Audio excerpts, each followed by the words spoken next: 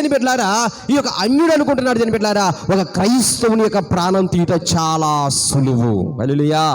కానీ అంటాను దేని బిడ్డలారా, ఈ లోకంలో ఎవరి ప్రాణమైనా తీయటం నీకు సులువేమో కానీ క్రీస్తును అంగీకరించిన వాని ప్రాణం తీయటం చాలా కష్టం. హల్లెలూయా. దేవుని యొక్క ప్రణాళికలో వ్యక్తి ఉంటాడు. దేవుని యొక్క ప్రణాళికలో దేని బిడ్డలారా, ఒక్క మాట చెప్పాలంటే యేసు క్రీస్తు యొక్క అగ్ని కంచెలో, యేసు క్రీస్తు యొక్క రక్తపు కోటలో ఆ వ్యక్తి నిత్యము భద్రపరచబడి ఉంటాడు. ఆమేన్. యేసు క్రీస్తు యొక్క రక్తపు కోటలో దేని బిడ్డలారా, క్రీస్తు యొక్క విశ్వాసి దాచి ఉంచబడతాడు. ఎందుకంటే ఆ వ్యక్తిని అపవాదిన సాతాను ముట్టలేడు, శత్రు మూక కూడా తాకలేదు. ఆమేన్. దానికి ఉదాహరణ దేని బిడ్డలారా, యోబు గ్రంథంలో మనం చూసినప్పుడు అపవాదుడు సాతానుడు దేని బిడ్డలారా, దేవుడు పెట్టినటువంటి ఆ సమావేశములు అపవాదు సాతానుడు కూడా ప్రవేశించినప్పుడు దేని బిడ్డలారా, దేవుడు అంటాడు అపవాది సాతానుతో, ఇదిగో సాతానా, నా యొక్క భక్తుడును యథార్థవంతటువంటి యోబును నువ్వు చూసావా అన్నప్పుడు దేని బిడ్డలారా, చదవన మాట. అందుకు యెహోవా నీవు నా సేవకుడైన యోబు సంగతి ఆలోచించితివా అతడు యథార్థవంతుడును న్యాయవంతుడునై దేవుని యందు భయభక్తులు కలిగి చెడుతనమును విసర్జించినవాడు భూమి మీద అతని వంటి వాడు ఎవడునూ లేడు. భూమి మీద అటువంటి వాడు ఒక్కడునూ లేడు అని అడుగగా అప్పుడు అపవాదిన సాతాను చెబుతున్నాడు, యోబు ఓరకయే దేవుని యందు భయభక్తులు కలిగిన వాడాయన నీవు అతనికి అతని ఇంటి వారికి అతనికి కలిగిన సమస్తమునకును చుట్టూ కంచె వేసితివి కదా. హల్లెలూయా.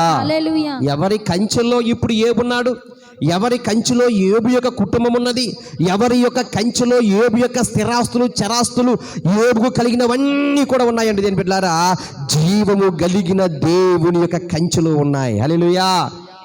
ఇప్పుడు వీరి చుట్టూ ఏమున్నదంటే ఒక వృత్తం ఉన్నది. యోబు యొక్క చుట్టూ, యోబు యొక్క బిడ్డల చుట్టూ, యోబు యొక్క భార్య చుట్టూ, యోబు కలిగి ఉన్న సమస్తము చుట్టూ దేని బిడ్డలారా ఒక వృత్తము ఉన్నది.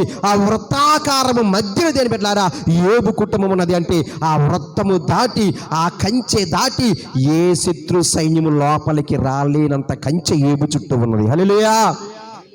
దేవునికి స్తోత్రం కలుగును గాక. ఎందుకని యోబు చుట్టూ ఎంత అద్భుతమైనటువంటి ప్రకారము కట్టబడింది. దేని బిడ్డలారా, ఇప్పుడు మానవులు కట్టినటువంటి ప్రకారం అయితే దొంగలు ఏదో ఒక రీతిగా దేని బిడ్డలారా ఒక ఆలోచన చేసి ఆ కంచె దాటి లోపలకు రాగలుగుతారు. కానీ ఇప్పుడు సర్వశక్తి కలిగినటువంటి దేవుడే ఒక మానవుని చుట్టూ ఒక కంచె ఏర్పాటు చేయబడిందండి. దేని బిడ్డలారా, ఆ కంచె దాటి అపవాదిన సాతాను కూడా దాటి లోపలకు రాలేకపోతున్నాడు. హల్లెలూయా. అంటే ఒక క్రైస్తవుని చుట్టూ ఉన్నటువంటి కంచె ఎంత గొప్పదో మీరు ఆలోచించేయండి. ఒక దేవుని యందు యథార్థమైన భక్తి విధానము కలిగినటువంటి వ్యక్తి కుటుంబము చుట్టూ దేని బిడ్డలారా ఎవరు ప్రకారం వేశారని దేని బిడ్డలారా శక్తి కలిగిన దేవుడే కంచె వేశాడంట. హల్లెలూయా. ఈ మాటలు ఎవరు చెబుతున్నారంటే శత్రువైనటువంటి సాతానుడు చెబుతున్నట్టు మాటలు ఇవి. హల్లెలూయా. ఊరకనే అలాగే నీకు భక్తి చేస్తున్నాడా? ఎందుకు భక్తి చేస్తున్నాడంటే అతనికి నష్టము కలగకుండా, అతనికి ప్రమాదము కలగకుండా, అతనికి ఇబ్బంది కలగకుండా నువ్వు ఏం చేసావంటే యోబు చుట్టూ కూడా నువ్వు ప్రకారం కట్టేశావు. హల్లెలూయా. దేవునికి స్తోత్రం కలుగును గాక. అందుకేనంటున్నాను దేని బిడ్డలారా, హామాన్ అంటాడు దేని బిడ్డలారా, ఇదిగో ఈ మొర్దెకై యొక్క ప్రాణము తీయుట చాలా స్వల్పమైన కార్యం. కానీ అంటాను దేని బిడ్డలారా, క్రైస్తవుని యొక్క ప్రాణం తీయటం దేవుని చిత్తము లేకుండా నీ వల్ల కాదంతే. హల్లెలూయా. పిలాతు అంటాడు యేసు ప్రభువుని అక్కడ నిలబెట్టి, ఇంతగా నీ మీద నేరారోపణ చేస్తుంటే నువ్వు ఒక్క మాటైనా మాట్లాడేవే యేసు అన్నప్పుడు అంటాడు, నా ప్రాణము తీసే అధికారం ఎవరికి కూడా లేదు, అది నా అంతటా నేను అప్పగించుకొనిచున్నాను. హల్లెలూయా. దేవునికి స్తోత్రం కలుగును గాక. అంటే దేని బిడ్డలారా దేవుని యొక్క వాక్యం సెలవిస్తుంది, ఒక కాసుకు వేటగాడి దగ్గర 2 పక్షులు కొంటే తండ్రి యొక్క సెలవు లేకుండా అందులో ఒక్కటైనా నేలన పడదు, నీ తల వెంట్రుకలన్నీ లెక్కింపబడ్డాయి. ఆమేన్. ఇది మాత్రం చాలా జాగ్రత్తగా మనం నమ్మి తీరాల్సిందే. ఇది మాత్రం ఖచ్చితంగా దేని బిడ్డలారా నమ్మి తీరవలసిందే. ఈ మాట మీద మనం విశ్వాసం ఉంచవలసిందే. ఎప్పుడైతే ఈ విశ్వాసపు కోణములో మనం ముందుకు సాగుతామో దేని బిడ్డలారా, నీ ఇంట్లో శ్రమ వచ్చిందా, నీ ఇంట్లో కష్టం వచ్చిందా, నీ ఇంట్లో ఇబ్బంది వచ్చిందా, నీ ఇంట్లో ఎవరైనా కోల్పోవలసిన పరిస్థితి వచ్చిందా, నువ్వు అతిగా ప్రేమించేవాడిని నువ్వు దూరం అయిపోయావా, నువ్వు అనాలి, ప్రభువా నీ చిత్తము లేకుండా ఏది జరగలేదు నాయన, నా కొరకు నీవేదో బహుమానం దాచి ఉంచావు. ఆమేన్, హల్లెలూయా. నా కొరకు ఏదో నువ్వు ఒక చక్కటి బహుమానాన్ని నువ్వు దాచి ఉంచావు, అది నువ్వు త్వరలో పొందుకోబోతున్నాను. ఆమేన్. దేవాని చిత్తం లేకుండా ఏది జరగదు, నీ సెలవు లేకుండా ఏది జరగదు. నా తల వెంట్రుకలన్నీ లెక్కింపబడ్డాయి నువ్వు చెప్పావు నాయనా, అందులో ఒక్కటైనా ఓడాలంటే నీ చిత్తం లేకుండా ఒక్క తల వెంట్రుకైనా ఓడదని చెప్పావు. నా కుటుంబంలో కొన్ని పరిస్థితులు గుండా కొన్ని ప్రతికూల పరిస్థితులు గుండా నేను ప్రయాణం చేస్తున్నాను, శ్రమల గుండా ప్రయాణం చేస్తున్నాను, శోధనల గుండా ప్రయాణం చేస్తున్నాను, ఇబ్బందుల గుండా ప్రయాణం చేస్తున్నాను, కొన్ని విధాలైన రోగముల చేత ప్రయాణం చేస్తున్నాను. యేసయ్యా, ఇది నా జీవితంలో అనుమతింపబడిందంటే కారణం అది నీ వలనే, దీని వలన ఏదో బహుమానం నువ్వు నా కొరకు దాచి ఉంచావు. ఆమేన్, హల్లెలూయా. అని దేని బిడ్డలారా, దేవుని యొక్క చిత్తానికి మనము అప్పగించుకుని మనం ముందుకు కొనసాగిపోతుంటే దేని బిడ్డలారా, దేవుని యొక్క శక్తిని పొందుకునే వారిలో ముందుగా నీవే ఉంటావు. హల్లెలూయా, హల్లెలూయా. కనుకనే దేని బిడ్డలారా, ఇక్కడ అంటాడు ఈ యొక్క మొర్దెకై ప్రాణము తీయుట ఇది చాలా స్వల్ప కార్యము, ఇది చాలా స్వల్పమైన పని అనుకుని దేని బిడ్డలారా ఆనాటి నుండి. హల్లెలూయా.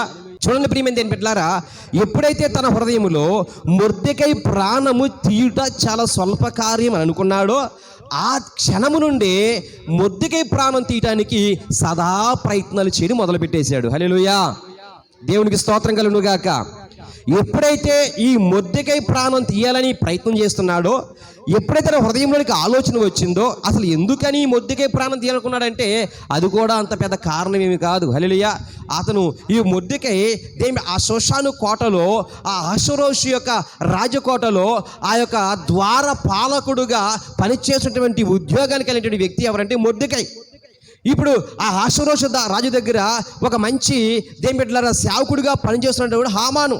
ఇప్పుడు దేని బిడ్డలారా, ఈ హామాను ఆ గుమ్మములో నుండి బయటికి వెళ్తున్నప్పుడు, గుమ్మంలో నుండి లోపలికి వెళ్తున్నప్పుడు ఈ మొర్దెకై వంగి అతనికి నమస్కారం చేయలేదు అనేటువంటి ఒక చిన్ని కారణం వల్ల దేని బిడ్డలారా ఈ హామాను మొర్దెకై మీద పగబట్టాడు. హల్లెలూయా.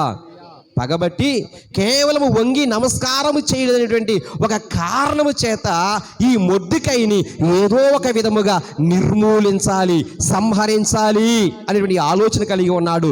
ఎప్పుడైతే ఈ ఆలోచన కలిగి ఉన్నాడో ఆ ఆలోచన బట్టి అంటాడు, ఈ మొర్దెకై ప్రాణము తీయట చాలా స్వల్ప కార్యము అనుకున్నాడు. హల్లెలూయా. ఆనాటి నుండి ప్రయత్నం చేస్తున్నాడు, మొర్దెకై ప్రాణం ఎలా తీయాలని. దేని బిడ్డలారా, దానికి సంబంధించినటువంటి ఆ కార్యక్రమం అంతా కూడా సిద్ధపరిచాడు. చివరికి దేని బిడ్డలారా, యూదులలో 127 సంస్థానాలలో ఒక్క యూదుడు కూడా లేకుండా చంపేయడానికి ఒక చట్టాన్ని కూడా తీసుకొచ్చాడు అహష్వేరోషు రాజు దగ్గర నుంచి. హల్లెలూయా. కానీ దేని బిడ్డలారా, ఇతను ఎన్నో ప్రయత్నాలు చేస్తున్నాడు. దాదాపుగా 50 అడుగులు 50 మూరల ఎత్తు ఉన్నటువంటి ఒక ఎత్తైనటువంటి దేని బిడ్డలారా ఉరి స్తంభాన్ని కూడా మొర్దెకై కొరకు సిద్ధపరిచాడు. హల్లెలూయా. ఎంతండి? ఈ మొర్దెకై కొరకు 50 మూరల ఎత్తు ఉన్నటువంటి ఒక ఉరు స్తంభాన్ని దేని బిడ్డలారా సిద్ధపరిచాడు. అంటే దేని బిడ్డలారా ఎంత కసి కలిగి ఉన్నాడంటే ఈ మొర్దెకైని చంపాలని దేని బిడ్డ, అది కూడా తన ఇంటిలోనే తన హాల్లోనే ఈ మొర్దెకై ప్రాణం తీయాలనేటువంటి కలలకంటా వచ్చాడు ఈ హామాను. హల్లెలూయా. దేవుని బిడ్డలారా, కానీ ప్రభు అంటున్నాడు, తండ్రి సెలవు లేకుండా ఒక్క వెంట్రుకైనా ఓడదు. హల్లెలూయా. దేవునికి స్తోత్రం కలుగును గాక. కాబట్టి దేని బిడ్డలారా, ఎప్పుడైతే ఈ మొర్దెకైకి దేని బిడ్డలారా లేకపోతే ఆ యూదులందరికీ కూడా ఇంత భయంకర ప్రమాదం సంభవించిందో దేని బిడ్డలారా, వారందరూ కూడా దేని బిడ్డ ఉపవాసం ఉండి ప్రార్థన చేశారు. అలాగే దేని బిడ్డలారా ఆ రాజ్యకోటలో ఎస్తేరు కూడా 3 దినాలు తన చెలికత్తులను ఉపవాసం పెట్టి ఆమె ఉపవాసం ఉండి ప్రార్థన చేసి దేని బిడ్డలారా ఆ అహష్వేరోషు రాజు దగ్గరికి వెళ్ళింది. రాజు దగ్గరికి వెళ్ళగానే దేని బిడ్డలారా మొత్తం మీద అదంతా మనకు తెలిసిన స్టోరీ. దేని బిడ్డలారా మొత్తం చట్టమే మారిపోయింది. హల్లెలూయా. ఏ వ్యక్తి అయితే మొర్దెకైని 50 మూరల ఎత్తు కలిగినటువంటి ఉరు స్తంభం మీద ఉరి తీయాలనుకున్నాడో, దేని బిడ్డలారా మొర్దెకై కొరకు ఏ వ్యక్తి అయితే గొయ్యి తవ్వాడో అదే ఉరు స్తంభం మీద హామాను ఉరి తీయబడ్డాడు. హల్లెలూయా. దేవునికి స్తోత్రం కలుగును గాక.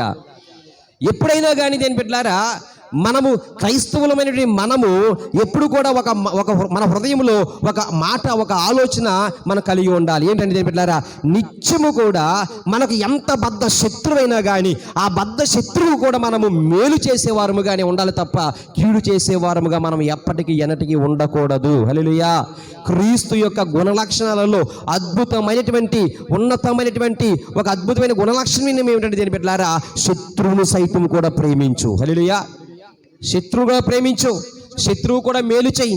శత్రువుకు మేలు చేసే విషయంలో నువ్వు ఒక అడుగు తగ్గు కావాలంటే, కానీ అంటాను బిడ్డలారా, నీవు మేలు శత్రువుకైనా సరే మేలు చేస్తూనే ఉండు, మేలు చేస్తూనే ఉండు. నువ్వు మేలు చేయడం మొదలు పెడితే నీకు కూడా వేరొక వ్యక్తి నుండి దేని బిడ్డలారా నువ్వు గొప్ప మేలు పొందుకునే వ్యక్తివిగా నువ్వు ఉంటావు. హల్లెలూయా. దేవునికి స్తోత్రం కలుగును గాక. నువ్వు ఒక వ్యక్తికి మేలు చేయడం మొదలు పెడితే అతను శత్రువైనా కానీ మిత్రుడైనా కానీ ఎవరైనా కానీ ఆ వ్యక్తి విషయంలో ఎప్పుడు కూడా దేని బిడ్డలారా శత్రువు అనేటువంటి ఆలోచన లేకుండా మేలు చేయడం మొదలు పెడితే నీవు కూడా అనేకమైన వ్యక్తుల ద్వారా మేలు పొందుకునే వ్యక్తిగా దేవుడు చేస్తాడు. దేవునికి స్తోత్రం కలుగును గాక. కానీ కీడు అనే విషయాన్ని మాత్రం మనం మర్చిపోవాలి.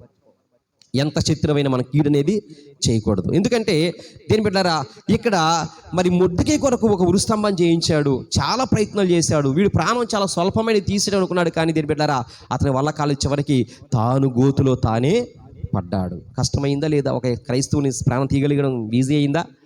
లేదు. హల్లెలూయా. అతని వల్ల కాలేదు. చివరికి దేని బిడ్డలారా యూదులందరూ కూడా 127 సంస్థానాలటువంటి యూదులందరూ కూడా రక్షించబడ్డారు. దేవునికి స్తోత్రం కలుగును గాక. హల్లెలూయా. అనుకున్నాడు ఈ యొక్క హామాను స్వల్పమైనది మొర్దెకై ప్రాణం తీయుట అనుకున్నాడు. కానీ దేని బిడ్డలారా ఎవ్వరి వల్ల కాలేదు. నేను అంటాను దేని బిడ్డలారా, దేవుని యొక్క ప్రణాళిక నీ మీద ఉంటే గనుక, దేవుని యొక్క ఉద్దేశాలు నీ మీద ఆయనకు ఒక ప్రణాళిక ఉంటే గనుక ఎవ్వరు ఎన్ని విధాలుగా నేను అణిచిపెట్టాలన్నా కానీ అది వల్ల కానే కాదు. హల్లెలూయా. దేవునికి స్తోత్రం కలుగును గాక. ఎవ్వరి వల్ల కాదు. ఎందుకంటే దేని బిడ్డలారా ఇప్పుడు యూదులలో నుండి యేసుక్రీస్తు ప్రభు రావాలి. దేవుడు అద్భుతమైన ప్రణాళిక ఉంది యూదులలో. హల్లెలూయా. అలాంటప్పుడు యూదులను ఎలాగ ఆయన తుడిచిపెట్టేస్తాడు? తుడిచిపెట్టడానికి కుదరదు కదా. అందుకనే దేని బిడ్డలారా వారు చేసిన ప్రార్థనలు, వారు చేసిన ఉపవాసాలు ఏం చేసినాయి అంటే యూదుల్ని రక్షించగలిగినాయి. హల్లెలూయా. దేవునికి స్తోత్రం కలుగును గాక. రెండవ విషయాన్ని చూపిస్తాను బిడ్డలారా. రెండవ విషయాన్ని చూసినట్లయితే మరి పరిశుద్ధ గ్రంథంలో నుండి మొదటి సమూయేలు గ్రంథము 19వ అధ్యాయము 1వ వచనం చూద్దాం.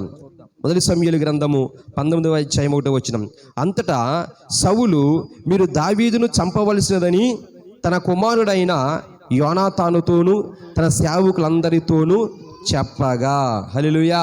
ఇక్కడ మనకు ఎవరు కనబడతా ఉన్నారంటే దీని బిడ్డలారా సౌలు, అలాగే దావీదు, అలాగే సౌలు యొక్క సేవకులు కనబడతా ఉన్నారు. సౌలు యొక్క కుమారుడైనటువంటి యోనాతాను కూడా కనబడతా ఉన్నాడు. ప్రియులారా ఇప్పుడు ఈ దావీదును చంపాలనేటువంటి ఉద్దేశం ఎవరు కలిగి ఉన్నారు అంటే ప్రియమైన బిడ్డలారా సౌలు రాజు కలిగి ఉన్నాడు. హల్లెలూయా. అందుకే అన్నాడు, సౌలు అన్నాడు, ఏమన్నాడు? మీరు దావీదును చంపవలసినదని తన కుమారుడైన యోనాతానుతోనూ తన సేవకులందరితోనూ చెప్పగా. హల్లెలూయా. ఇప్పుడు దేని బిడ్డలారా ఈ సౌలు ఎవరి మీద పగబట్టి ఎవరి ప్రాణమును తీయాలని తన హృదయమంతా నిండి ఉన్నదంటే దేని బిడ్డలారా దావీదు ప్రాణాన్ని తీయాలని తన హృదయమంతా నిండి ఉన్నది. హల్లెలూయా. దేవునికి స్తోత్రం కలుగును గాక. ప్రియమైన వారులారా ఇప్పుడు మీరు గమనించినట్లయితే ఇతనుకు ఇలాంటి దురాలోచన ఎలా కలిగింది తన మనస్సులో అంటే దేని బిడ్డలారా మనం చూసినప్పుడు సమూయేలు గ్రంథం 18వ అధ్యాయములో మనం చూస్తే దేని బిడ్డలారా ఒక భయంకరమైనటువంటి మరి గొల్యాతును సంహరించినటువంటి సందర్భంలో ఎవరు సంహరించారు? దావీదు సంహరించాడు. దావీదు గొల్యాతును సంహరించి వస్తున్నటువంటి సందర్భంలో దేని బిడ్డలారా ఆ ప్రాంతపు స్త్రీలందరూ కూడా దేని బిడ్డలారా ఇక్కడ మరి 7వ వచనం చూస్తే 18:7వ వచనంలో ఆ స్త్రీలు గాన ప్రతిగానములు చేయుచు వాయించుచు సౌలు 1000 కొలదియు దావీదు 10,000 కొలదియు శత్రువులు హతము చేసి అనిరి. ఆ మాటలు సౌలుకు ఇంపుగా నుండనందున అతడు బహుకోపం తెచ్చుకుని వారు దావీదులకు 10,000 కొలదనియు నాకు 1000 కొలదనియు స్తుతులు పాడిరే. రాజ్యము తప్ప మరి ఏమి అతడు తీసుకోగలడను అనుకుని కాబట్టి నాటి నుండి సౌలు దావీదు మీద విషపు చూపు నిలిపెను. హల్లెలూయా. అప్పుడు ప్రారంభమైంది ఎవరిని చంపాలని? దావీదును హతమార్చాలని దేని బిడ్డలారా అప్పుడు ప్రారంభమైనటువంటి ఆ పని దేని బిడ్డలారా అది కొనసాగిస్తూనే వస్తున్నాడు. అదే సందర్భంలో దేని బిడ్డలారా 11వ వచనం చూస్తే ఒకప్పుడు సౌలు చేతిలో ఒక ఈటె ఉండగా దావీదును పొడిచి గోడకు బిగించుదననుకుని సౌలు ఆ ఈటను విసిరెను. అయితే అది తగలకుండా దావీదు 2 మార్లు తప్పించుకొనెను. హల్లెలూయా. ఏం చేశాడంట? 2 మారులు దేని బిడ్డలారా సౌలు యొక్క చేతిలో ఉన్నటువంటి ఈటె, వాడైనటువంటి ఈటె, ఆయన ఒక్క దెబ్బకు ఈ దావీదును హతమార్చాలి అనేటువంటి ఉద్దేశంతో దేని బిడ్డలారా తన చేతిలో ఉన్నటువంటి సౌలు చేతిలో ఉన్నటువంటి ఈటెను విసరగా దేని బిడ్డలారా ఈ దావీదు ఆ ప్లేస్లో 2 సార్లు తప్పించుకున్నాడు. హల్లెలూయా. అంటే ఇక్కడ దేని బిడ్డలారా ఈ సౌలు చేతుల నుండి దావీదును ఎవరు తప్పించారు అంటే జీవం కలిగిన దేవుడే. హల్లెలూయా. ఎందుకని ఈ మాట చెప్పగలుగుతుందంటే సౌలు కూడా దేని బిడ్డలారా మంచి యుద్ధశాలి, మంచి దేని బిడ్డ యుద్ధములో నైపుణ్యత కలిగినటువంటి వ్యక్తి ఈ సౌలు. దేని బిడ్డలారా అతను గనుక ఈటె విసిరాడు అంటే అది గురి తప్పదు. ఖచ్చితంగా వెళ్ళి ఇదేం బిడ్డలారా ఎక్కడైతే ఇది తగలాలనుకుంటాడో అక్కడైతే ఖచ్చితంగా వెళ్ళి నాటబడుతుంది ఆ ఈటె. అంత వాడైనటువంటి ఈటె, అంత నైపుణ్యత కలిగినటువంటి ఈ సౌలు యొక్క చేతుల నుండి దావీదు తప్పించుకోగలిగాడంటే దేని బిడ్డలారా నేను అంటాను దేవుని చేత అభిషేకించబడినటువంటి దావీదును ఒక నరమాత్రుడు చంపలేడు. హల్లెలూయా. దేవునికి స్తోత్రం కలుగును గాక. కాబట్టి ప్రియులారా ఇప్పుడు 2 సార్లు ఈటె విసిరాడు కానీ దేని బిడ్డలారా అది ఎంత మాత్రము కూడా దేని బిడ్డలారా అది అతని యొక్క మరి దేహమును అది తాకలేదు. అక్కడ దేని బిడ్డలారా అది తప్పించబడ్డాడు. 3వ సారి చూస్తే మొదటి సమూయేలు గ్రంథం 19వ అధ్యాయము 10వ వచనం కూడా చూస్తే అక్కడ కూడా మరొకసారి తాను దేని బిడ్డలారా దావీదు మీదకు ఈటె విసురుతాడు. చూడండి 19వ అధ్యాయము 9వ వచనం. యెహోవా యొద్ద నుండి దురాత్మ సౌలు మీదకి వచ్చెను. సౌలు ఈటె చేత పట్టుకొని ఎంట కూర్చుని ఉండెను. దావీదు సితారా వాయించుచుండగా సౌలు ఒకే దెబ్బతో దావీదును గోడకు పొడుచుదునన్న తాత్పర్యము కలిగి ఈటె విసిరెను. దావీదు అతని ఎదుటి నుండి తప్పించుకొనినందున ఈటె గోడకు నాటగా దావీదు ఆ రాత్రి అందే తప్పించుకొని పారిపోయెను. హల్లెలూయా. ఎన్నోసారి తప్పించుకున్నాడు ఇక్కడ ఈటె దెబ్బతో. ఈటె 3వసారి విసిరాడు. దేని బిడ్డలారా అతను ఒక పర్యాయం 2 సార్లు ఈటె విసిరాడు, అప్పుడు కూడా తప్పించబడ్డాడు. దేని బిడ్డలారా ఈ 19వ అధ్యాయంలో కూడా ఈ సౌలు దేని బిడ్డలారా మరి దావీదు సితారా వాయిస్తూ ఉన్నప్పుడు తన చేతిలో ఉన్నటువంటి ఆ వాడైనటువంటి ఈటె విసరగా అప్పుడు కూడా దేని బిడ్డలారా దావీదు తన చేతిలోని తప్పించుకోగలిగాడు. హల్లెలూయా. కారణం ఏంటి తెలుసా దేని బిడ్డలారా దావీదు మీద దేవునికి ఒక అద్భుతమైన ప్రణాళిక దేవుడు కలిగి ఉన్నాడు. హల్లెలూయా. దేవుని యొక్క అద్భుతమైన ప్రణాళిక కలిగి ఉన్నాడు కనుకనే దేవుడు దేని బిడ్డలారా దావీదును మహాభయంకరమైనటువంటి మరణ పాశముల నుండి దేవుడు తప్పిస్తూ వచ్చాడు. దేని బిడ్డలారా అనేకమైన పరిస్థితుల్లో మరణములోనికి వెళ్ళిపోవలసిన దావీదును దేవుడు తప్పించుకుంటూ వచ్చాడు. దేవునికి స్తోత్రం కలుగును గాక. హల్లెలూయా. నేను అంటాను దేని బిడ్డలారా ఒకవేళ నీవు దేవుని యొక్క ప్రణాళికలో ఉంటే, దేవుని యొక్క ప్రణాళికలో ఉన్న వ్యక్తివైతే నీకు ఎన్నో భయంకర ప్రమాదాలు జరిగి ఉండవచ్చు, ఎన్నో భయంకర మరణములోనికి వెళ్ళిపోయిన పరిస్థితులు కలిగి ఉండవచ్చు. కానీ నేను అంటాను దేవుని యొక్క ప్రణాళికలో నీవు ఉంటే నిన్ను ఏమీ చేయదు. మరణము నిన్ను దాటి వెళ్ళిపోతుంది. హల్లెలూయా. మరణమే నిన్ను దాటి వెళ్ళిపోతుంది. చాలామంది చూసినప్పుడు దేని బిడ్డలారా భయంకర ప్రమాదాలు గురవుతూ ఉంటాయి. చెప్పాలంటే దేని బిడ్డలారా ఇక వారు ఇంకా చనిపోయారు, ఇక వారి దేహంలో ప్రాణము లేదు, ఇక కొన ఊపిరితో ఉన్నారు అనుకున్న సందర్భంలో కూడా వారు మరలా బ్రతుకుతారు. హల్లెలూయా. అదొక మరణం. 2వసారిగా చూస్తే మరొక భయంకర ప్రమాదం గురవుతారు. ఆ ప్రమాదంలో కూడా తన ప్రాణం పోగొట్టుకోరు, అప్పుడు కూడా సజీవులకు తిరిగి వస్తారు. మరలా ప్రమాదం జరిగింది, ఆ ప్రమాదంలో కూడా వారు ప్రాణాన్ని కోల్పోరు, మరలా దేవుడు బ్రతికిస్తూ వస్తాడు. నువ్వు అనుకోవాలి నేను ఎంత భయంకర ప్రమాదం తప్పించబడుతూ ఉన్నానంటే నేను దేవుని యొక్క ఉద్దేశములో ఉన్నాను, నేను దేవుని పని కొరకు బ్రతకవలసిన వ్యక్తిని అని దేని బిడ్డలారా నిర్ధారణ చేసుకోవాలి. దేవునికి స్తోత్రం కలుగును గాక. కాబట్టి దేవుని బిడ్డ ఇక్కడ చూసినట్లయితే ఈ సౌలు చేత తరమబడతా ఉన్నాడు. ఈ సౌలు చేత దేవుడు అనేకమైన మారులు ఈ భయంకరమైనటువంటి ప్రమాదాల నుంచి ఈ దావీదు తప్పించుకుంటూ వస్తున్నటువంటి కారణం ఏంటి తెలుసా? ఈ దావీదు మీద దేవునికి నిగూఢమైనటువంటి ప్రణాళిక దేవుడు కలిగి ఉన్నాడు. హల్లెలూయా, దేవునికి స్తోత్రం కలుగును గాక. ఈ యొక్క మొర్దెకై విషయంలో హామాను అనుకున్నాడు, వీడి ప్రాణం చాలా స్వల్పమైనది అనుకున్నాడు, కానీ తీయగలిగాడా? తీయలేకపోయాడు. ఈ సౌలు అనుకున్నాడు, నేను రాజుని కదా, ఈ దావీదుని చంపడం చాలా సులువైన పని అనుకున్నాడు. కానీ ఏం పెట్టారా, ఈ సౌలు దావీదును చంపగలిగాడా?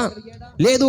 ఇంత మాత్రమే కాదు, కానీ ఈ సౌలు దేని పెట్టారా, తన సైన్యముతో దావీదును తరిమి తరిమి తరిమి అనేకమైన ప్రాంతాలలో తరుముతున్నప్పుడు దేని పెట్టారా, ఈ దావీదు కొండలలో, గుహలలో, కోణలలో దేని పెట్టారా అనేకమైనటువంటి ప్రాంతాలలో దాగి ఉన్నాడే కానీ దేని పెట్టారా ఏ రోజు కూడా సౌలు చేతికి దావీదు అప్పగింపబడలేదు. హల్లెలూయా, దేవునికి స్తోత్రం కలుగును గాక.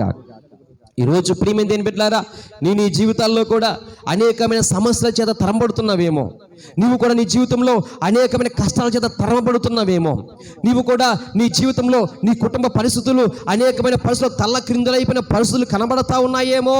నేను చెప్తున్నాను దీని మీద వాక్యాన్ని బట్టి దేని పెట్టారా, దేవుడు నీ పట్ల ఒక అద్భుతమైన ప్రణాళిక కలిగి ఉన్నాడు. హల్లెలూయా, నీవు ఇలాంటి పరిస్థితుల్లో తరమబడతావే కానీ నీ ప్రాణము అపవాదినటువంటి సాతాను చేతులకు అప్పగింపబడదు. హల్లెలూయా, నీ చుట్టూ దేవుడు కంచి వేశాడు, దేవుడు నిన్ను కాపాడుతూ వస్తున్నాడు, దేవుడు నిన్ను భద్రపరుస్తూ వస్తున్నాడు. కనుక ఎన్ని శ్రమల చేత తరమబడుతున్నా, ఎన్ని కష్టాల చేత తరమబడుతున్నా నీకు మాత్రం ఏ హాని జరుగుటలేదు. హల్లెలూయా, కారణం ఏంటి తెలుసా, ఆనాడు యోబు చుట్టూ కంచి వేసినట్లుగా దేవుని చుట్టూ కంచి వేశాడు. హల్లెలూయా, దేవునికి స్తోత్రం కలుగును గాక. ఇంకో 2 సందర్భాన్ని చూపిస్తే దేని పెట్టారా, పరిశుద్ధ గ్రంథంలో మనం చూస్తే మరి దానియేలు గ్రంథంలో నుంచి 6వ అధ్యాయం 16వ వచనం మనం చూస్తే అది మనకు అందరికీ తెలిసిందే. అక్కడ దేని పెట్టారా మనం చూసినప్పుడు మరి రాజుగారు ఏం చేస్తారంటే 30 రోజులు ఏ దేవుడికి నమస్కరించకూడదు, ఏ రాజుకి నమస్కరించకూడదు అని దేని పెట్టారా ఒక ఆజ్ఞ తీసుకొచ్చినప్పుడు దానియేలు అయితే మాత్రం దేని పెట్టారా తన దేవునికి నమస్కారం చేయకుండా ఉండలేనని చెప్పి దినమునకు 3 సార్లు దేవుని సన్నిధిలో ప్రార్థన చేసే అలవాటు కలిగిన వాడు గనుక ఈ చట్టం వచ్చిందన్న విషయం, ఈ చట్టం మీద రాజుగారు సంతకం చేసిన విషయం తెలిసినప్పటికీ కూడా దేని పెట్టారా ఈ దానియేలు ఏం చేశాడంటే దేని పెట్టారా దేవుని సన్నిధిలో ప్రార్థన చేశాడు. హల్లెలూయా, కానీ ఈ దానియేలును దేని పెట్టారా ప్రధానులు, అధికారులు ఏం చేశారంటే కుట్ర పన్ని ఈ దానియేలును ఏ విధమైన సరే సంహరించాలి, ఈ దానియేలును హతమార్చాలి అని చెప్పి దేని పెట్టారా అధిపతులు, ప్రధానులు దేని పెట్టారా ఆ సంస్థానంలో మరి దానియేలు అంటే పడనివారు, గిట్టనివారు ఈ దానియేలును సంహరించాలని, ఈ సింహాల బోన్లో పడవేయాలని వారు ఎన్నో ప్రయత్నాలు చేశారు. కానీ చివరికి దేని పెట్టారా దేవుని యొక్క సన్నిధిలోనికి వెళ్ళేసరికి ఈ దానియేలు దినమునకు 3 సార్లు ప్రార్థన చేశాడు. హల్లెలూయా, ఈ 3 సార్లు ప్రార్థన చేసి అలవాటు కలిగినవాడు కనుక చట్టమును సైతము లెక్క చేయకుండగా, రాజు యొక్క ఆజ్ఞను సైతము లెక్క చేయకుండగా దేవుని సన్నిధిలో దేవుని యొక్క సముఖమున ముమ్మారు ప్రార్థన చేశాడు. ఈ విషయం తెలిసిన తర్వాత ఆ అధికారులు, ప్రధానులు ఈ సమాచారాన్ని రాజవద్దకు తీసుకువెళ్ళినప్పుడు దేని బిడ్డలారా ఈ యొక్క దానియేలును తీసుకువెళ్ళి దేని బిడ్డలారా సింహాల బోన్లో పడవేశారు. కానీ ఆ సింహాలు సైతము కూడా దానియేలును ముట్టలేదు. హల్లెలూయా, దానియేలును కూడా సింహాలు ముట్టలేదు. తర్వాత ఏం పెట్టారా అక్కడ కూడా చూస్తే దేవి ఎవరి తవ్విన గుంటలో వారే పడతారని దానియేలు కొరకు సిద్ధపరిచిన సింహాల బోనులో ఎవరి ద్వారా అయితే, ఎవరి కుయుక్తుల చేత అయితే దానియేలు సింహాల బోన్లో పడవేయడానికి కారణమయ్యారో ఆ అధిపతులు, ఆ అధికారులను ఆ సింహాల బోన్లో పడవేయగా ముక్కలు ముక్కలుగా తినివేసే పరిస్థితి కనబడతా ఉంది. హల్లెలూయా, దేవునికి స్తోత్రం కలుగును గాక. కనుక ఏం పెట్టారా ఎవరి త్రవ్విన గోతులో వారే పడతారు. దేవునికి స్తోత్రం కలుగును గాక. మనకు కాస్తంత ఓపిక ఉండాలంతే, కాస్తంత మనకు ఓపిక ఉండి దేవుని సన్నిధిలో ప్రార్థన చేస్తూ మనం ముందుకు సాగిపోలే. కానీ నీకు కీడు తలపెట్టినటువంటి వ్యక్తి అదే కీడు పొందుకుంటాడు ఖచ్చితంగా ఎప్పటికైనా. కానీ నీకు అన్యాయం చేయాలనుకున్నాడా నీకేం కాదు, నువ్వు దేవుని సన్నిధిలో ఓర్పు కలిగి, సహనం కలిగి, మాటకు మాట అనకుండగా, కీడుకు ప్రతి కీడు చేయకుండగా నువ్వేం చేయాలంటే దేవుని సందులో మోకరిల్లి, ప్రభువా నా గురించి ఎలాగంటున్నారయ్యా, ప్రభువా నా గురించి ఈ విధముగా ప్రచారం చేస్తున్నారయ్యా, లేని దానిని వారు ఉన్నదంటున్నారు, లేని వార్తను నా మీద పుట్టిస్తున్నారు, లేని నిందను నా మీద మోపుతున్నారు, నన్ను గుంటలో పడవేయడానికి వారు సిద్ధముగా ఉన్నారు ప్రభువా, నేను నీకే అప్పగిస్తున్నాను ప్రభువా అని నువ్వు దేవుని సందులో గనుక కాస్తంత ఓర్పు కలిగి, కాస్తంత సహనము కలిగి దేవుని సందులో నువ్వు ప్రార్థన చేసే వ్యక్తివిగా ఉంటే, నీ మీద ఏ కీడు తీసుకురావాలని ప్రయత్నం చేశాడో, లేని వార్తను పుట్టించి నీ మీద ఏ నిందైతే మోపారో అదే వారు కన్నులారా నువ్వు చూస్తుండగా అనుభవిస్తారు. హల్లెలూయా. ఖచ్చితంగా దాంట్లో ఏ మాత్రం సందేహం లేదు, దాంట్లో ఏ మాత్రం కూడా సందేహం లేదు. అయితే మనం కలిగి ఉండవలసింది తెలుసా దేవుని బిడ్డలారా, దేవుని సన్నిధిలో ఓపికతో ప్రార్థన చేయాలంతే. కీడు చేసిన వారికి కీడు చేయొద్దు, కీడు చేసిన వారికి ప్రతి కీడు చేయొద్దు. మనం చేయవలసింది కేవలము ప్రార్థనే. అది కూడా ప్రభువా నేను కీడుకు ప్రతి కీడుని చేయట్లేదు కనుక వారు దేవా వారు నాశనం అయిపోవాలనే ప్రార్థన కూడా మనం చేయకూడదు. హల్లెలూయా. మనం చేయవలసిన ప్రార్థన తెలుసా, ప్రభువా నీ సన్నిధిని కనిపెడుతున్నాను, నేను లోకములో నిరపరాధినటువంటి విషయం మాత్రం ప్రజలందరికీ కనపరచు ప్రభువా అని ఒక ప్రార్థన చేసుకో చాలు. దేవుడు నువ్వు చూస్తూ ఉండగానే నీ మీద ఎవరైతే చెడ్డ మాటలు పలికారో, నీ మీద ఎవరైతే చెడ్డ మాటలు పలికి నిన్ను ఈ లోకములో ఈ గ్రామములో ఒక హానికరమైన వ్యక్తిగా నిన్ను చిత్రీకరించారో ఆ వ్యక్తి ఆ ఫలాన్ని పొందుకుంటారు ఖచ్చితంగా. హల్లెలూయా. ఇది ఖచ్చితంగా జరుగుద్ది. కనుకనే దేని బిడ్డలారా, ఇక్కడ ఈ దానియేలును చంపాలని హతమార్చాలని ఎన్నో కుయుక్తులు పన్నారే, వారే ఆ సింహాలకు ఆహారముగా మారిపోయారు. దేవునికి స్తోత్రం కలుగును గాక. సింహాలకు ఆహారంగా మారిపోయారు. దానియేలుకి ఏమైనా అయిందా? ఏమి కాల. తర్వాత చూస్తే దేని బిడ్డారా, షడ్రకు మేషకు అబ్నేద్గోల యొక్క చరిత్ర కూడా మనం చూస్తే దేని బిడ్డలారా, వారు ఏ ప్రతిమకు, బంగారు ప్రతిమకు మేము నమస్కరించం, మా దేవుడు జీవము కలిగిన దేవుడు, ఈ మండుతున్న అగ్ని గుండములో నుండి మమ్మల్ని తప్పించుటకు మా దేవుడు సమర్థుడు, మా దేవుడు సమర్థుడు. అయినా రాజా ఒకవేళ ఆయన మమ్మల్ని రక్షించినా రక్షించకపోయినా ఇదిగో నీవు నిలబెట్టేవే ఈ బంగారు ప్రతిమకు మాత్రం మేము నమస్కారము చెయ్యము అంతే. హల్లెలూయా. ఎంత ధైర్యం అండి వాళ్ళకి, ఎంత ధైర్యం, ఎంత ధైర్యం. హల్లెలూయా. వారు అన్నారు, ఇదిగో ఈ మండుతున్న అగ్నిగుండములో నుండి మా దేవుడు మమ్మల్ని రక్షించడానికి సమర్థుడు, ఒకవేళ ఆయన మమ్మలను రక్షించకపోయినా కానీ రాజా నీవు నిలబెట్టేటువంటి ప్రతిమకు మాత్రం మేము ఎంత మాత్రము కూడా నమస్కారము చెయ్యము. హల్లెలూయా. అప్పుడు రాజుగారికి దేని బిడ్డలారా మంటలు మండే హృదయంలో, నన్నే ఎదిరిస్తారా, నన్నే ఎదిరిస్తారా, నన్నే ఎదురు మాట మాట్లాడతారా అని దేని బిడ్డలారా మాట్లాడుతూ అంటాడు. మేము ఇక్కడ అంటారు చూడండి దేని బిడ్డలారా, శద్రకును మేషకును అబేద్నెగోయు రాజుతో ఇలాగు చెప్పిరి నెబుకద్నెజరు ఇందును గూర్చి నీకు ప్రత్యుత్తరం ఇయ్యవలన చింత మాకు లేదు, మేము సేవించుచున్న దేవుడు మండుచున్న వేడిమి గల ఈ అగ్నిగుండములో నుండి మమ్మను తప్పించి రక్షించుటకు సమర్థుడు మరియు నీ వశమున పడకుండా ఆయన మమ్మను రక్షించును. ఒకవేళ ఆయన రక్షించకపోయినను రాజా నీ దేవతలను మేము పూజింపమనియు నీవు నిలవబెట్టించిన బంగారు ప్రతిమకు నమస్కరింపమనియు తెలుసుకొనుము. హల్లెలూయా. ఎంత ధైర్యం అండి వాళ్ళకి. లక్షల మంది నిలబెట్టాడు అక్కడ, లక్షల మంది ఉన్నారు అక్కడ, అందరూ కూడా నిలబడ్డారు, అందరూ నిలబడ్డారు లైన్గా. ఇప్పుడు లక్షల మంది ఉన్నారు, ఒక పెద్ద బంగారు ప్రతిమ ఉంది అక్కడ. ఇప్పుడు అన్నారు 1 2 3 అని లెక్కెడతాను. 1 2 3 అనగానే 3 నెంబర్ పలకగానే మీరందరూ కూడా ఆ బంగారు ప్రతిమ చుట్టూ సాగిలిపడిపోవాలి అన్నారు. నిజంగానే బిడ్డలు అందరూ నిలబెట్టారు. అంత పెద్ద జనసమూహములో శద్రకు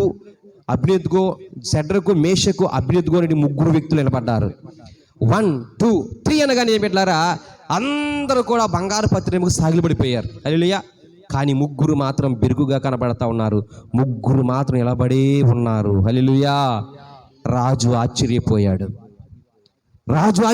ఇదేంటి రాజుగా నేనే ఒక శాసనాన్ని ఇస్తే ఇంతమంది ప్రజలు ఒకేసారి సాష్టాంగ నమస్కారం చేస్తే ఈ ముగ్గురు చిన్నవారు ఎవరు? వారు మాత్రం సాష్టాంగ నమస్కారం చేయట్లేదు. వారిని ఎదరకు తీసుకురండి అని చెప్పారు. వారు ముగ్గురిని ఎదరకు తీసుకొచ్చారు. ఎవర్రా మీరు? ఏంటి మీకు ఇంత ధైర్యం అన్నారు. మేము జీవం గల దేవుని సేవకులం అన్నారు. నమస్కారం చేయరా? మేము చెయ్యం. నీకు ప్రత్యుత్తరం ఇవ్వాలని చింత కూడా మాకు లేదు. చాలామంది ఎందుకు చింతపడతా తెలుసా? బాగా నలిగిపోయేది ఎక్కడో తెలుసా? ఆ వ్యక్తి వస్తాడు, ఆ వ్యక్తికి నేను ఎలా సమాధానం చెప్పాలి, ఆ సమాధానం కోసం చింతపడతా ఉంటారు ఎక్కువ మంది. చాలామంది సమాధానం చెప్పడం కోసం, అవునే కదా? ఇప్పుడు అంటారు అస్సలు మీకు ఏమి సమాధానం చెప్పాలో ఆ చింత కూడా మాకు లేదు, సేమ తలకాయ అంత చింత మాకు లేదు అని దేని పెట్టారు? వారు ధైర్యంగా నిలబడ్డారంటండి. నిలబడితే రాజు కోపం వచ్చింది. కోపం వచ్చి అన్నాడు, ఆ మంటలు ఏడంతలుగా వేడిమిని పెంచనన్నారు. దేని పెట్టారా? ఆ మండుతున్న మంటలను దేని పెట్టారా? ఏడంతలుగా మండించారు. ఇప్పుడు ఒక్కొక్క వ్యక్తిని ఎద్రస్ పట్టుకుని ఒకేసారి ఆ అగ్నిగుండంలో ప్రయాణం వెళ్తే ఈ 6 3 కదా, ఈ 6 ముగ్గురు తీసుకెళ్ళి అందులో పడేశారు. వీరిని తీసుకెళ్ళిన 6 పొగ్గైపోయారు, కాలిపోయారు. కానీ అగ్నిగుండములో పడిపోయినటువంటి ఈ 3 మాత్రం దేని పెట్టారా? క్షేమముగా ఉన్నారు. హల్లెలూయా, దేవునికి స్తోత్రం కలుగును గాక. ఈ రాజుగారు ఒక మాట అన్నాడు. ఏమని తెలుసా? వీరిని అగ్నిగుండంలో పడేయక ముందు ఈ రాజుగారు ఒక అద్భుతమైన మాట మాట్లాడాడు. ఏమన్నాడు తెలుసా? చూడండి, అంటాడు, నా చేతిలో నుండి మిమ్మును విడిపింపగల దేవుడు ఎక్కడ ఉన్నాడు? ఏమన్నాడండి? నా చేతుల నుండి మిమ్మును విడిపింపగలిగిన దేవుడు ఎక్కడ ఉన్నాడు అన్నాడు కదా. ఇప్పుడు ఎక్కడ ఉన్నాడో ఈ రాజుగారికి కనబడతా ఉన్నాడు దేవుడు. ఎక్కడ ఉన్నాడంటే అంటాడు, ఓ మంత్రి ఇట్రా అన్నాడు. వచ్చాడు. మనం లోపల పడేసింది ఎంతమందిని? 3 రాజా. అయితే నాకు 4 కనబడతా ఉన్నారు. ఆ 4వ వ్యక్తి స్వరూపము దేవదూత స్వరూపం వలె ఉన్నది. హల్లెలూయా. ఆ 4వ వ్యక్తి యొక్క స్వరూపం ఎలా ఉందంటే మంత్రి, అది దేవదూత స్వరూపం వలె కనబడతా ఉంది. వారు చాలా క్షేమముగా ఉన్నారు అగ్నిగుండములో అని దేని బిడ్డలారా రాజు ఆశ్చర్యపోతున్నాడు.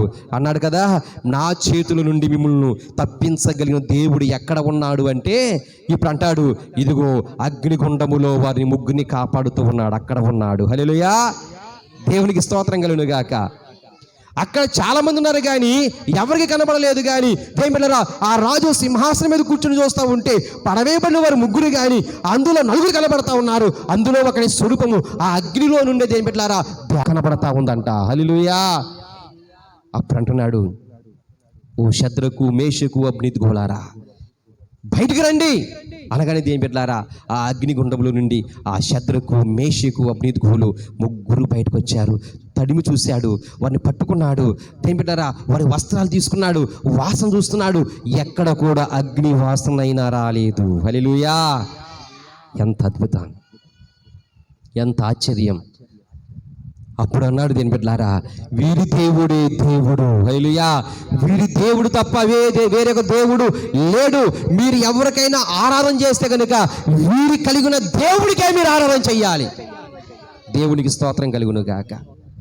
దేని బిడ్డలారా రాజు సైతం కూడా నేలకు వంగి నమస్కారం చేసే పరిస్థితి వచ్చింది. కారణం తెలుసా? దేని బిడ్డలారా దేవుని యొక్క ప్రణాళిక శద్రకు మేషకు అబ్నిద్గో మీద ఉంది. హల్లెలూయా. ఈరోజు నేను చెప్తున్నాను, దేవుడు నిన్ను బట్టి తన నామాన్ని మహిమ తెచ్చుకోవాలి అంటే కొన్ని విపరీతమైన పరిస్థితులకు దేవుడు అనుమతిస్తాడు. ఆ అనుమతించబడి నువ్వు శ్రమలో, ఇబ్బందులలో, కష్టాలలో, కన్నీటిలో ఉన్నా కానీ దేవుడు మహిమపరుస్తూ ఉండు. ఆ క్షణములో నిన్ను బట్టి దేవుడి నామం మరింతగా మహిమపరచబడుతుంది. హల్లెలూయా, దేవునికి స్తోత్రం కలుగును గాక. అనుకున్నాడు ఈ యొక్క హామాను, ఈ నరుని యొక్క ప్రాణము తీర చాలా స్వల్పమైనది అనుకున్నాడు. ఒక అన్యుడు, ఒక క్రైస్తవుని యొక్క ప్రాణం తీయడము అంత సులువు కాదని దేవుని యొక్క వాక్యం చెబుతుంది. దేవునికి స్తోత్రం కలుగును గాక. హల్లెలూయా. క్రైస్తవుని యొక్క ప్రాణమే కాదు, ఒక క్రైస్తవునికి, క్రీస్తు యొక్క రాయబారికి, లేదా క్రీస్తు యొక్క దాసునికి, క్రీస్తు యొక్క బిడ్డకు ఒకవేళ ఎవరైనా ప్రమాదం కలగజేయాలని ప్రయత్నం చేశారా ఆ ప్రమాదం అతనికే ముంచుకొస్తుంది. హల్లెలూయా, దేవునికి స్తోత్రం కలుగును గాక. కాబట్టి దేని బిడ్డలారా, భక్తులారా చాలా జాగ్రత్తగా ఆలకించండి. దేవుని బిడ్డలారా, దేవుని యందు విశ్వాసం ఉంచి యథార్థ భక్తి కలిగిన వారిని ఎవడు తాకలేడు, ముట్టలేడు. హల్లెలూయా, దేవునికి స్తోత్రం కలుగును గాక. ఒకవేళ నిజముగా నీ ప్రాణము తీసే పరిస్థితి ఒకవేళ వచ్చినప్పుడు దేని బిడ్డలారా నువ్వు ధైర్యంగా నిలబడు. దేనికి వాక్యం తెలియపరచబడుతుంది కదా, నీ దేహము చంపువానికి నువ్వు భయపడొద్దు, కానీ నీ దేహమును నీ ప్రాణమును చంపువానికి మాత్రమే నువ్వు భయపడు. హల్లెలూయా. అప్పుడు నీకేమీ కాదు. దేవునికి స్తోత్రం కలుగును గాక. దేని బిడ్డలారా ఒక మాట నేను చెప్తున్నాను. యేసుక్రీస్తు ప్రభువారి యొక్క శిష్యుడైనటువంటి యోహాను గారు మనకందరికీ తెలుసు. యేసుక్రీస్తు ప్రభు యొక్క శిష్యులలో వయసులో చిన్నవాడు, క్రీస్తు సహవాసంలో పెద్దవాడు అని చెప్పొచ్చు. దేవుడు అంటే మహా ఇష్టం. ఈ శిష్యుడైనటువంటి యోహాను గారికి యేసు ప్రభు అంటే మాట చెప్పాలంటే ప్రాణం. ఎందుకయ్యా యోహాను గారి గురించి అంతగా చెబుతున్నారంటే, యేసుక్రీస్తు ప్రభు గారిని సిలువ వేడిని పట్టుకున్నప్పుడు అందరూ పారిపోయారు, కానీ ఈ వయసులో చిన్నవాడిటువంటి యోహాను గారు మాత్రం ప్రభువుని విడిచిపెట్టలా. హల్లెలూయా. ప్రభువుని విడిచిపెట్టలా. ఎంత భయంకర శ్రమ యేసు ప్రభు అనుభవిస్తున్నప్పటికీ కూడా ఆ శ్రమ చూస్తూనే యేసుక్రీస్తు ప్రభువారిని వెంబడించాడు. కానీ యేసుక్రీస్తు ప్రభు వారిని వెంబడిస్తున్నటువంటి శిష్యుని యోహాను గారిని అని నాకు ఒకవేళ ఈ ప్రజలకు తెలిస్తే యేసుక్రీస్తు ప్రభులాగా నన్ను కూడా సిలువ వేస్తారేమో అన్న భయం ఉన్నప్పటికీ కూడా దీని బిడ్డలారా ఎంత మాత్రము కూడా భయపడకుండా క్రీస్తు యొక్క చావు దగ్గరగా చూసేటువంటి వ్యక్తి ఎవరంటే యేసుక్రీస్తు ప్రభు యొక్క శిష్యుడైనటువంటి యోహాను గారు. హల్లెలూయా. యేసుక్రీస్తు ప్రభు అంటే ప్రాణం యోహాను గారికి. ఒక మాట చెప్పాలంటే దేని బిడ్డలారా ఈ యోహాను గారు దేని బిడ్డలారా మరి ఆనాటి కాలంలో ఉన్నటువంటి డొమిషియన్ చక్రవర్తి ఇంత క్రీస్తు యొక్క సామ్రాజ్యం, ఈ క్రీస్తు యొక్క మరి సువార్త ఎంత విరివిగా కొనసాగిపోవడం గల కారణం ఏంట్రా, ఇందులో ఎవరు కారణం రా అంటే దేని బిడ్డలారా అప్పుడు ఉన్నాడయ్యా ఒక వృద్ధాప్యులకు వచ్చిన ఒక భక్తుడు ఉన్నాడు. అతడు ఎవరంటే యేసుక్రీస్తు ప్రభు వారిని వెంబడించినటువంటి శిష్యుడండి యోహాను గారండి అన్నారు. అవునా? క్రీస్తు యొక్క సువార్త ఇంత విరివిగా ప్రకటించబడ్డానికి, అనేక మంది క్రైస్తవులుగా మారిపోవడానికి యేసుక్రీస్తు ప్రభు యొక్క శిష్యుడు యోహాను గారా అతను తీసుకురండి రా అన్నాడు. హల్లెలూయా. ఆ డొమిషియన్ చక్రవర్తి తీసుకురమనగానే తీసుకొచ్చారు. అయితే ఎంతమంది ప్రజలను క్రైస్తవులుగా మారుసినటువంటి ఈ యోహాన్ని ఒక విచిత్రముగా చంపాలి. అది ఎలాగంటే ఒక పెద్ద బాణ, దాంట్లో నూనెను మరగబెట్టి ఆ సజీవమైనటువంటి యోహాన్ని ఆ నూనెలో కూర్చోబెట్టాలి అని దేని పెట్టారా అలా ఆలోచన చేసి నూనెను మరిగించారు. ఒక పెద్ద కడాయి తీసుకున్నారు, దానిని బాగా నూనె పోసి మరిగించారు. మరిగినటువంటి నూనెలో దేని పెట్టారా మనం ఒక చిన్ని పిండి ముద్ద వేస్తే ఎలా అది ఏం చేస్తుంది, మాడిపోతుంది. అలాగా బాగా మరిగించేటువంటి ఆ నూనెలో యోహాను గారిని అమాంతంగా దాంట్లో కూర్చొని హల్లెలూయా. కూర్చొని ఆ బడ్డీలో ఉన్నటువంటి ఆ యొక్క నూనెలో ఉన్నటువంటి మరుగుతున్నటువంటి యోహాను గారు దేవుణ్ణి స్తుతిస్తూ ఉన్నాడు. హల్లెలూయా. పాటలు పాడుతూ ఉన్నాడు, దేవుని స్తుతిస్తూ ఉన్నాడు. అది చూసినటువంటి ఆ ప్రాంత ప్రజలు ఈ యోహాను గారి ప్రాణం తీయటం మన వల్ల కాదు అనుకున్నారు. హల్లెలూయా. దేవునికి స్తోత్రం కలుగును గాక. దేని బిడ్డలారా ఎంత భయంకరముగా మరుగుతున్నటువంటి ఈ నూనె సైతము కూడా యోహాను గారి యొక్క ప్రాణాన్ని తీయలేకపోయిందంటే ఈ యోహానుని చంపడం మన వల్ల కాదు. కనుకనే ఇతని మనము ఎవరు తిరగనటువంటి ఒక పద్మస్ ద్వీపములో ఇతను బంధించాలి అని దేని బిడ్డలారా ఆ వ్యక్తిని దేని బిడ్డలారా యోహాను గారిని పద్మస్ ద్వీపములోనికి తీసుకువెళ్ళి బంధించేశారు, విడిచిపెట్టేశారు. హల్లెలూయా. అక్కడ చెరలో ఉండి ప్రవచన గ్రంథం అనేటువంటి ప్రకటన గ్రంథాన్ని దేని బిడ్డ క్రైస్తవ సంఘానికి బహుమానముగా దేవుడు మనకి ఇచ్చాడు. చప్పట్లు కొడదాం గట్టిగా. హల్లెలూయా. దేని బిడ్డలారా నేను అంటాను, మన జీవితంలో ఏదైనా కీడు జరిగిందంటే అది మన మేలుకే అని మనం దేవుని స్తుతించాలి. హల్లెలూయా. చెరలో ఉన్నాడు యోహాను పట్ల దేవుడు ఒక ఉన్నతమైన ఉద్దేశాన్ని కలిగి ఉన్నాడు. ఏం తెలుసా, ఇప్పుడు జరిగిపోయిన కాలము గురించి ఉంది గ్రంథం, జరుగుతున్న కాలం గురించి ఉంది గ్రంథం, భవిష్యత్తు కాలం జరగబోయే దాని గురించి కూడా గ్రంథం కావాలి.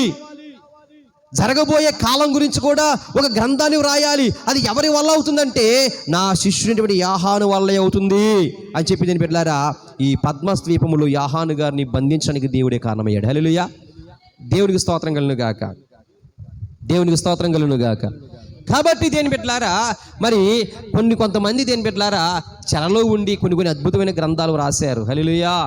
దేవునికి స్తోత్రంగా. జాన్ బనియన్ అనేటువంటి ఒక వ్యక్తి, దేని బిడ్డలారా, అతను ఒక జైల్లో బంధింపబడితే ఆయన ఒక అద్భుతమైన గ్రంథాన్ని రాశాడు. అదేం తెలుసా? యాత్రికుని ప్రయాణము. ఈ ప్రపంచములో దేని బిడ్డలారా, అన్ని పుస్తకాల కంటే అతి వేగముగా గిన్నిస్ రికార్డు స్థాయికి ఎదిగినటువంటి పుస్తకం, అతి ఎక్కువగా అమ్ముడైన పుస్తకం ఏంటంటే బైబిల్ గ్రంథం. దాని తర్వాత ఏమిటి పుస్తకం అంటే ఆయన చెరలో ఉండి రాసినటువంటి యాత్రికుని ప్రయాణం. హల్లెలూయా. ఆయన చెరలో ఉండి రాశాడు. దేవునికి స్తోత్రం కలుగును గాక. అంటే దేని బిడ్డలారా, దేవుడు ఏదో ఒక ఉద్దేశపూర్వకముగానే కొన్ని శ్రమలకు అనుమతిస్తాడే కానీ దేని బిడ్డలారా, అది దేవుడు నిన్నేదో హింసించేయాలని కాదు. హల్లెలూయా. దేవుడు నామానికి ఏదో మహిమ రావడానికి అవకాశం ఉంది. నువ్వు ఆ అనుభవాల గుండా ఏదో గొప్ప పాఠాన్ని నువ్వు నేర్చుకోబోతున్నావు. నీకున్న కష్టాలలో ఏదో పాఠాన్ని నువ్వు నేర్చుకోబోతున్నావు. నీకున్న ఇబ్బందులలో, నీకున్న కష్టాలలో, నీకున్న శ్రమలలో, నీకున్న శోధనలలో నువ్వు దేవునికి మరింత సమీపమయ్యి ఏదో ఒక అద్భుతమైన పాఠాన్ని నువ్వు నేర్చుకోబోతున్నావు. కనుకనే దేవుడు నీ కొన్ని సందర్భాల్లో అలాంటి శ్రమలకు అనుమతినిస్తూ ఉంటాడు. హల్లెలూయా. దేవునికి స్తోత్రం కలుగును గాక. కాబట్టి దేని బిడ్డలారా, దేవుని యొక్క ప్రణాళికలో ఉన్న వారి ప్రాణాలు తీయడం ఎవరి వల్ల కాదు. హల్లెలూయా. సాధు సుందర్ సింగ్ చిన్నతనంలోనే ప్రభుని తెలుసుకున్నాడు. సాధు సుందర్ సింగ్ చిన్నతనంలోనే దేవుని తెలుసుకుని సొంత రక్షకుడు అంగీకరించాడు. చిన్నతనంలోనే దేని బిడ్డలారా, అతడు బౌద్ధ మతస్థుడు. తన తల్లి చిన్నతనం నుంచి కూడా భగవద్గీత చక్కగా క్రమక్రమముగా తన నోటత చేసేసింది. అంత గొప్ప జ్ఞానం కలిగిన వాడు, అంత గొప్ప భక్తి కలిగినటువంటి సాధు సుందర్ సింగ్ ఆనాటి కాలంలో క్రీస్తు ప్రభు యొక్క గ్రంథాన్ని కూడా తగలబెట్టేశాడు, చించేశాడు. అలాంటి వ్యక్తి అసలు సత్యమైన దేవుడు ఎవరయ్యా, ఈ సృష్టికర్త అయిన దేవుడు ఎవరో నాకు తెలియాలి, లేకపోతే మా యొక్క ఇంటి పక్క భాగం నుంచి వెళ్తున్నటువంటి ట్రైన్ కింద తలకాయ పెట్టి చచ్చిపోతా అని తీర్మానం చేసుకున్నాడు చిన్న వయసులోనే. ఆయన తెల్లవారు కనిపెడతా ఉన్నాడు. ట్రైన్ వచ్చే టైం అయిపోతూ ఉంది. ఇక దేవుడు కనబడకపోతే వెళ్ళి పట్టాల కింద తలపెట్టేస్తాడు. అలాంటి సందర్భంలో ఆ చీకటి గదిలోనికి ఒక పెద్ద ప్రకాశించే వెలుగు ఆ గదిలోనికి వచ్చింది. హల్లెలూయా. వచ్చింది. ఆ వెలుగులో నుంచి సిలువ వేయబడినటువంటి క్రీస్తు ప్రభు యొక్క దర్శనం కనబడింది. హల్లెలూయా. ఇంకా ఎవరెవరో దేవుళ్ళు కనబడతారు అనుకున్నాను, కానీ యేసయ్య సిలువ వేయబడినటువంటి క్రీస్తువు నీవా సృష్టికర్తవు, నీవే దేవుడు అయితే నేను దేవుళ్ళని అనుకున్న వారిని పూర్తిగా విడిచిపెడతాను, నిన్ను సేవిస్తాను, నీ కొరకు బ్రతుకుతాను, నిన్ను బోధిస్తానయ్యా అని దేవుని సన్నిధిలో అతను తీర్మానం చేసుకున్నాడు. దీని బిడ్డలారా, తీర్మానం చేసుకున్నాడు. తను దేవుని కొరకు బ్రతకడం నిశ్చయించుకున్నాడు. సొంత పెద్దనానే ఇతడు మన యొక్క మతానికి విరుద్ధముగా బోధిస్తున్నాడు, మన మతం నుంచి బయటికి వెళ్ళిపోయాడు, యేసు అంటున్నాడని చెప్పి దీని బిడ్డలారా తన సొంత పెద్దనానే తన తినే ఆహారంలో విషాన్ని కలిపి పెట్టేశాడు. తన సొంత పెద్దనానే తన తినే ఆహారంలో విషం కలిపి పెట్టి చంపేయాలని అతను హతమార్చాలని ప్రయత్నములో తన తినే ఆహార పదార్థంలో విషాన్ని కలిపాడు. ప్రార్థన చేసుకుని తిన్నాడు. ఆ విషము సాధు సుందర్ సింగ్ను ఏమీ చేయలేకపోయింది. హల్లెలూయా. దేవునికి స్తోత్రం కలుగును గాక. దేని బిడ్డలారా, ఆనాటి కాలంలో దేని బిడ్డలారా, దేవుని యొక్క ప్రణాళిక ఎవరి మీదైతే ఉందో వారిని దేవుడు వాడుకునే సందర్భంలో ఉన్నప్పుడు వారి మీద కొంచెం మరణము సైతం దేవుడు దాటించుకుంటూ వెళ్ళిపోయాడు. హల్లెలూయా.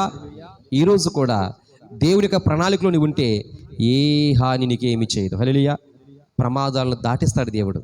అనుకుంటావు, నేను ఇందుకేనా బ్రతికాను, ఇందుకేనా నిన్ను జీవిస్తున్నాను, దేవా ఆ రోజు నాకు అర్థం కాలేదు, ఆ రోజు నాకేం తెలియలేదు, ఎందుకు ఈ శ్రమ, ఎందుకు ఈ కష్టం, ఎందుకు ఈ ఇబ్బంది, ఎందుకు ఈ ఒంటరితనం, ఎందుకు నాకు ఈ కష్టాలు అనుకున్నాను. కానీ ప్రభువా ఈరోజు నాకు తెలుస్తుంది నాయన, నువ్వు నా పట్ల ఎంత ఉన్నతమైన ప్రణాళిక కలిగి ఉన్నావు. హల్లెలూయా. దేవునికి స్తోత్రం కలుగును గాక. ఇంకొక చిన్న సందర్భం చెప్పి నేను ముగించేస్తాను. దేని బిడ్డలారా, యేసుక్రీస్తు ప్రభు యొక్క శిష్యుడైనటువంటి యోహాను గారి యొక్క శిష్యుడు దేని బిడ్డలారా, ఆయన పేరు పోలీకార్ప్. ఈయన స్మోర్నా సంఘానికి దేని బిడ్డలారా ఈయన ఒక విచారణకర్తగా పనిచేశాడు. అంటే స్మోర్నా సంఘానికి బిషప్గా పనిచేస్తున్న కాలం అది. ఆయన పేరేంటండి? పోలీకార్ప్. దేని బిడ్డలారా, ఈయన ఎవరి కాలంలో అంటే దేని బిడ్డ హెడ్రియన్ అనేటువంటి రాజు, క్రీస్తు శకం 69వ సంవత్సరంలో ఉన్నటువంటి రాజు ఇతను. అతని కాలంలో దేని బిడ్డలారా పోలీకార్ప్ అనేటువంటి వ్యక్తి, స్మోర్నా సంఘం స్థాపించబడింది దేవుని యొక్క సేవకుల ద్వారా. ఆ సంఘానికి ఈయన దేని బిడ్డలారా పోపుగా పనిచేసినటువంటి కాలం అది, విచారణకర్తగా పనిచేస్తూ ఉన్నాడు. అలాంటి వ్యక్తిని దేని బిడ్డలారా హెడ్రియన్ అనేటువంటి ఒక రాజు దేని బిడ్డలారా ఒక రాజు యొక్క సమక్షంలోనికి ఈ పోలీకార్ఫ్ని తీసుకొచ్చారు. పోలీకార్ఫ్ని తీసుకొచ్చిన, ఓ పోలీకార్ఫ్, నీ యొక్క వయసును బట్టి నేను గౌరవిస్తున్నాను, నీవు కూడా నీ వృద్ధాప్యాన్ని నువ్వు గౌరవించాలి. కాబట్టి నేను చెప్తున్న మాటలు చాలా జాగ్రత్తగా నువ్వు ఆలకించు. కైసర్ దైవత్వాన్ని నీవు స్వీకరించి నీవు వెంబడుతున్నటువంటి క్రీస్తు ప్రభు వారిని నువ్వు దూషించాలి. క్రీస్తు ప్రభు నువ్వు దూషించాలి, కైసర్ దైవత్వాన్ని నువ్వు స్వీకరించాలి. ఆ విధముగా నువ్వు క్రీస్తును దూషించి విడిచిపెట్టేసినట్లయితే నీకు మరణశిక్ష నుండి తప్పిస్తాను, ఇది నీకు చివరి అవకాశం అని ఆ హెడ్రియన్ అనేటువంటి రాజు ఈ పోలీకార్ఫ్ను అడిగాడు. అప్పుడు ఈ పోలీకార్ఫ్ అన్నాడు, రాజా మీరు అన్నది నిజమే, కానీ నేను స్వీకరించినటువంటి నా దేవుడు ఉన్నాడే, ఆ దేవుడు నా జీవితంలో నాకు ఎప్పుడు ఎలాంటి అన్యాయము చేయలేదు. అలాంటి నా రాజును నేను తృణీకరించి నేను ఎలాగ నా దేవుడిని కాదనగలను? కాబట్టి నా క్రీస్తు ప్రభు వారిని నేను ప్రేమిస్తున్నాను రాజా, నేను మాత్రం ఆయనను విడువను అన్నాడు. అప్పటికే ఆయనకు 68 సంవత్సరాలు. ఇది యథార్థమైన జరిగినటువంటి సంఘటన. దేని బిడ్డలారా, అప్పటికే ఆ యొక్క పోలీకార్ఫ్కు 68 సంవత్సరాల వయసులో ఉన్నటువంటి వ్యక్తి ఎప్పుడైతే ఈ మాట అన్నాడో, దేని బిడ్డలారా ఆ రాజు ఉద్రేకపూర్వకముగా, ఆ ప్రజలందరూ కూడా ఉద్రేకపూర్వకముగా ఏమన్నారంటే ఈ పోలీకార్ఫ్ను క్రూర మృగాలకు ఆహారముగా వేయాలి, ఇప్పుడు సింహాలను తీసుకురండి అని దేని బిడ్డలారా అనగానే రాజు ఆ సింహాలు తీసుకురావడానికి ఆదేశించాడు. అందరూ కూడా చుట్టూ ఆ గ్రౌండ్లో ఆ యొక్క పోలీకార్ఫ్ను ఎలాగ చీల్చుకు తింటాయా సింహాలు చూడాలని చెప్పి దేని బిడ్డలారా అందరూ ఆశతో చూస్తూ ఉన్నారు. ఈ సింహాలు తీసుకురావడానికి వెళ్ళినటువంటి వారు ఆలస్యం చేశారు. ఆలస్యం చేస్తే దేని బిడ్డలారా ఆ ఆలస్యాన్ని సహించలేటువంటి ఆ ప్రజలు ఒకేసారి ఊకుమ్మడిగా, ఇదిగో సింహాలు రావడానికి ఆలస్యమైంది, ఈ ఆలస్యాన్ని మేము సహించలేం, కాబట్టి ఈ పోలీకార్ఫ్ను సజీవ దహనం చేద్దాం అని చెప్పి దేని బిడ్డలారా అనగానే దానికి రాజు సమ్మతించగానే అప్పటికప్పుడే దేని బిడ్డలారా ఎండినటువంటి పొలాలన్నీ కూడా పోగు చేసి ఒక చితుకును పెట్టి ఆ చితుకు మధ్యన ఇతని కర్రకు పాతి ఆ కర్రకు చక్కగా కట్టేశారు. కట్టేస్తే ఈ పోలీకార్ఫ్ పాటలు పాడుతూ ఉన్నాడు, దేవుని స్తుతిస్తూ ఉన్నాడు, అందరికీ వందనాలు చెబుతున్నాడు. వీరికి ఎవరికి అర్థం కావట్లా. ఇంకా వారు కోపం మండిపోయి ఆ మండుతున్నటువంటి ఆ కట్టె పొరలకు నిప్పంటించగానే దేని బిడ్డలారా ఆ పోలీకార్ఫ్ చుట్టూ కూడా ఒక వృత్తాకారములో, అంటే చుట్టూ కూడా ఒక రింగాకారములో ఆ మంటలు ఎగసి పైకి వస్తూ ఉన్నాయి. కానీ ఒక్క మంట కూడా పోలీకార్ఫ్ను తాకలేదంట. హల్లెలూయా, హల్లెలూయా. ఒక్క మంట కూడా పోలీకార్ఫ్ను తాకలేదు. అది చూసి వారు ఆశ్చర్యపోయి, ఇదేంటి ఇంత ఎండిపోయినటువంటి కట్టె పొలంలో ఈ భయంకరమైన ఈ వేడికి అతను కాలిపోవాలి కదా, అతనికి ఒక్క మంటైనా తాకలేదు ఏమిటని చెప్పి ఏం పెట్టారా వారు కోప ఉద్రేకులు ఏం చేశారంటే బల్లెములు తీసుకుని అతని శరీరాన్ని చీల్చగా ఆయన శరీరములో నుండి వచ్చేటువంటి ఆ రక్తము దేని బిడ్డలారా చింది ఒకేసారి ఆ మంటను ఆర్పేసిందంట. హల్లెలూయా. అప్పటికే చీల్చబడ్డాడు బల్లెములతో చీల్చబడ్డాడు. ఆ బల్లెముతో చీల్చబడగా దేని బిడ్డలారా ఆ యొక్క రక్తమంతా కూడా దేని బిడ్డలారా ఒకేసారి చిమ్మి ఆ వృత్తాకారపు మంటలను ఒకేసారి ఆర్పేసిందంట. అయితే అతను అన్నాడు, ప్రభువా నా ఆత్మను నీకు అప్పగిస్తున్నాను, నీ చెంతకు నన్ను చేర్చుకోవని ప్రార్థన చేసి తను కన్ను మూసాడు.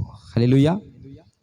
జాగ్రత్త ప్రియులారా, దేవుని యొక్క కృప పొందుకున్న మనం, దేవుని యొక్క కంచెలో మనం ఉన్నాం. ఆనాడు అనేకమైన శ్రమలు వారు తాలుకుని ఆ శ్రమల గుండా వారు ప్రయాణం చేశారే కానీ ఏ రోజు కూడా క్రీస్తు మాకు వద్దు అని క్రీస్తును దేని మీద తృణీకరించిన వారు కాదు. హల్లెలూయా.